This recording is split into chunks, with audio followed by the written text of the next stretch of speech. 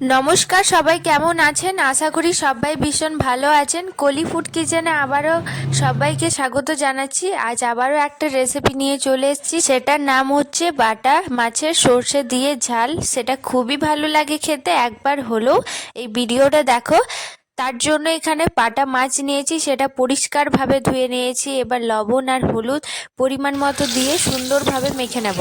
তারপর এখানে সর্ষের তেল দিয়ে দিয়েছি। এবার মাছগুলো সর্ষের তেলে একটা করে ছেড়ে দেব। এই মাছটা একদম কড়া করে ভাজবো, কারণ হালকা ভাজলে সেই টেস্টটা আর আসে না, সেই জন্য চেষ্টা করবেন কড়া করে ভাজার। তারপর সব মাছগুলো ভেজে নেওয়ার পর সবটা আমি তুলে নেব। কটা আলু ইউজ করছি, তার জন্য ছোট ছোট সাইজের আলু বেশ কয়েকটা বড়, সেটা কেটে নিয়েছি। এবার তেলে এটা ভেজে নেব, বিনা হলুদ আর বিনা লবণ দিয়ে ভেজে নেব। এবার ওই সর্ষের তেলের মধ্যে গোটা শুকনো লঙ্কা, জিরে, একটু সর্ষে দিয়ে ওটা ভেজে নেওয়ার পর দিয়ে দিলাম পেঁয়াজ কুচিয়ে রাখা, আর দিচ্ছি লবণ, হলুদ আর কিছুটা ক্যাপসিকাম।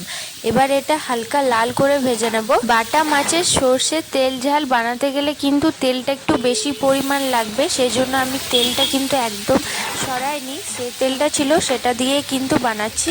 তারপর এখানে দিচ্ছি টমেটোর, আর টমেটোটা দুটো আছে, সেটা কেটে রেখে দিয়ে দিলাম।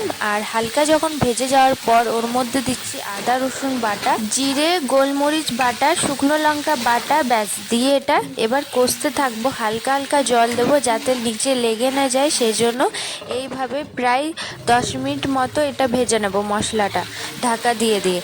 তারপর যখন পুরোপুরি মশলাটা ভেজে যাবে, মানে কাঁচা গন্ধটা চলে যাবে, তারপর এখানে আমি ইউজ করছি সর্ষে বাটা। আপনারা এই জিনিসটা লক্ষ্য করবেন, মশলার সাথে সর্ষে কোনো দিনও ইউজ করো না, কারণ মশলাটা মানে ভাজাতে ভাজাতে সর্ষেটা একদম তিতো হয়ে যাবে, সেই জন্য তো সর্ষেটা লাস্টে ইউজ করবে।